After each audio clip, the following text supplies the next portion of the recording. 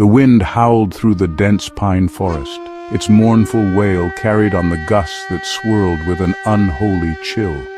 To those who dared to listen, it sounded like the very breath of a demon, whispering through the trees. Tatsuya, a lone Ronin, trudged through the forest with the weight of his armor dragging on him, his once sturdy boots now mere remnants of their former self. His sword, an ancient katana passed down through generations of his family, rested on his back, its blade now dull and scratched. He was no longer the proud warrior he once was. His body was gaunt, his face hollow, and his eyes sunken from months of wandering, hunted by both enemies and his own memories. He had been a samurai once, an honorable man, bound by the code of Bushido, the way of the warrior. But that was before the fall of his clan, before the bloody war that had left his family in ruins. A battle fought in the hills of Kyoto had turned into a massacre, with Tatsuya standing alone as the sole survivor. His sword, the one he had honed for years, had taken the lives of many, but it had failed to protect those he loved. Now, in the cold, desolate wilderness, he wandered as a Ronin, an outcast with no master and no purpose but to survive. His enemies were many, but the greatest threat was not the men who sought his death, but the terror that stalked him from within the dark corners of his mind. For as a samurai, he had faced not only the flesh and blood enemy, but also the supernatural horrors that often accompanied battle. Among the many creatures of Japanese folklore, the Oni stood as the most feared. Oni were the monstrous demons of the underworld, creatures born from the shadows, driven by wrath and hunger. In ancient texts, Oni were described as gigantic beasts, their horns twisting from their foreheads, their skin a hue of blood red or deep blue. Their monstrous strength and insatiable desire for destruction made them the ultimate symbols of evil in Japanese mythology. According to folklore, Oni were the vengeful spirits of the dead, twisted into monstrous forms, or creatures born of the darkest desires of humanity. Some legends even told of Oni as shapeshifters, able to take the form of beautiful women or the appearance of other human figures to lure their prey. Tatsuya had heard these stories in his youth. His grandmother, a woman with eyes like the stormy skies, had warned him of the Oni that prowled the mountain passes, waiting for an unsuspecting traveler to wander too far from the safety of the village. Never stray too far, she had told him, for the Oni know no mercy. Once they have your scent, they will hunt you until your soul is devoured. But Tatsuya, with his youth and ambition, had dismissed the old woman's warnings as nothing more than bedtime tales. He had believed that the stories of Oni were no different from those of other mythical creatures, superstitions meant to frighten children. He never thought he would find himself, years later, lost in a forest that seemed to close in around him, where every rustling leaf seemed to whisper of a terrible fate, and every shadow seemed to hide the gaze of something watching him from the dark. His feet slowed as the forest grew darker, the sunlight waning and the trees thickening around him. In the distance, the faint sound of a river could be heard, a welcome sound amidst the overwhelming silence. He had traveled these forests for days, moving with the determination of a man who knew that to stop was to die. The night, however, had always been his enemy. He had seen the horrors that came with darkness, the silhouettes of monstrous forms, the fleeting sounds of something massive moving through the trees, the unmistakable feeling of being followed. He had learned long ago not to trust his senses when nightfall came. The forest itself seemed to become a living thing, its twisted roots and gnarled branches reaching for him, pulling him deeper into its depths. Tatsuya had learned to trust only his instincts. and for the past few nights his instincts screamed at him to move faster, to keep going, to not look back. But the forest had a way of distorting time.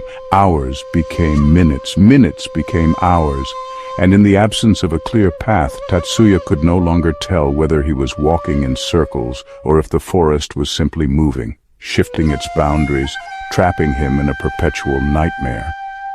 His thoughts, strained by exhaustion and fear, turned to the stories of the Oni. He remembered the old woman's words, "Once they have your scent, they will never let you go." He had dismissed them before, but now, alone in the forest, he felt their weight upon him. The wind grew colder, and a shiver ran down his spine as the air thickened with an ominous presence. He reached for his katana, his hand trembling slightly as he gripped the hilt. The blade had never felt so heavy, so useless. The forest had grown deathly silent. Even the wind seemed to hold its breath, as though the world itself was waiting for something to happen. Suddenly, a low growl echoed through the trees, a guttural, primal sound that made Tatsuya's heart race in his chest. He froze, his hand tightening on the sword's hilt. The growl was followed by the unmistakable sound of footsteps, slow, deliberate, and heavy, each step echoing with an unnatural weight. Tatsuya's mind raced. He had heard the tales of Oni attacks, how they would stalk their prey, watching from the shadows before striking. The stories spoke of their eyes, glowing orbs of red or yellow that burned through the darkness, seeking the souls of the living. He gritted his teeth and strained his ears. The footsteps were closer now, too close for comfort. And then he heard it, the unmistakable sound of something massive shifting in the underbrush. Whatever it was enormous. A flicker of movement in the shadows caught his eye. His breath caught in his throat as he caught a glimpse of something that should not be. There, just beyond the reach of the last rays of daylight, stood a figure, tall and impossibly broad, its outline shifting like smoke in the dark. It had the shape of a man, but the presence of something far more monstrous. Tatsuya's grip on his sword tightened, but his body trembled with the realization of what he was facing. An Oni, a creature of legend, a terror of nightmares, stood before him, and no sword, no matter how finely crafted, could protect him from the horrors it embodied. His mind raced. He had been a warrior, trained to face the demons of the battlefield. But this was something beyond the realm of human understanding, something ancient and terrible, a force of nature that could not be defeated by steel alone. The Oni tilted its head, its glowing eyes locked onto Tatsuya with a predatory gleam. A low, rumbling laugh escaped from deep within its chest, the sound like the growl of a beast that had finally cornered its prey. Tatsuya could hear the blood rushing in his ears. His thoughts were clouded with fear, but he knew one thing for certain. There would be no honor in this fight. This was not a duel of equals. This was survival. He had no choice but to fight. With a scream that was more instinct than will, Tatsuya lunged forward, his katana raised high. The Oni's claws swiped at him with lightning speed, raking through the air and barely missing his shoulder. Tatsuya staggered back, the ground beneath him giving way to a tangled mass of roots. His breath came in ragged gasps, his heart hammering. The Oni was fast, impossibly fast, and the weight of its presence crushed down on him like an iron vice. As he stumbled backward, he noticed something strange, a faint glow at the edge of the clearing. It was dim, but it held a strange allure, like the flickering of an ethereal light in the distance. His mind grasped at the idea of escape, of finding safety, but the Oni's presence was overwhelming. Then, in the midst of the chaos, the ground beneath Tatsuya seemed to shift again.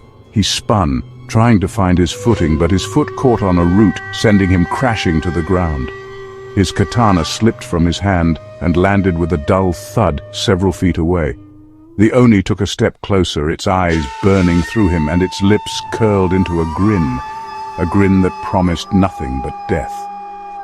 In that moment, Tatsuya realized that there was no escape from the creature that hunted him. His sword was useless, and the very forest seemed to close in around him. But one thought remained clear in his mind. He would not die alone. Not like this. Not in this cursed place. With every ounce of strength left in his broken body, Tatsuya reached for the stone by his side. A shard of jagged rock, sharp and unforgiving. The Oni roared, its claws moving to strike, but Tatsuya moved faster, plunging the rock deep into the beast's eye. The creature screamed in agony, its body thrashing wildly. For a moment, there was silence. Then, with a terrifying finality, the Oni's body crumpled to the ground, its strength vanishing as quickly as it had arrived. The glow that had once illuminated the clearing now flickered and died. Tatsuya's heart still raced, but the sense of terror had faded. As the creature crumbled, so too did the oppressive weight of the forest. The wind whispered softly, and for the first time in days, Tatsuya could breathe again. He was still alive. But as he looked at the fallen Oni, he knew that his journey was far from over. The stories of these monsters were true, and now they would haunt him forever. The path ahead would lead him deeper into darkness, where more nightmares, both human and supernatural, awaited. The forest, now eerily quiet, had become something more than a place of terror. It was his trial.